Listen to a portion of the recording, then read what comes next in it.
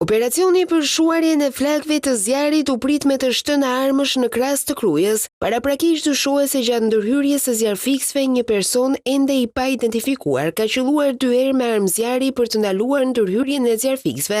Sipas dyshimeve të ngritura nga banorët e Krujës, zjarri mund të jetë i qëllimshëm dhe mund të lidhet me pastrimin e territorit për hapjen e sipërfaqeve të reja për kultivimin e lëndëve narkotike kanabis sativa. Megjithatë, policia e Krujës pritet të jetë më shumë dritë mbi rrethanat e ngjarjes dhe autorsinë të shtënave me armë zjarri. Në krahas të Krujës, zjarri ka pasur intensitet të lartë këtë të diel dhe ka vënë rrezik edhe zona të banuara. Për të bërë të mundur neutralizimin e situatës në teren janë angazhuar forca të shumta të zjarrfiksës së Krujës, Kamzës dhe Vorës, si dhe një helikopter i forcave ajrore.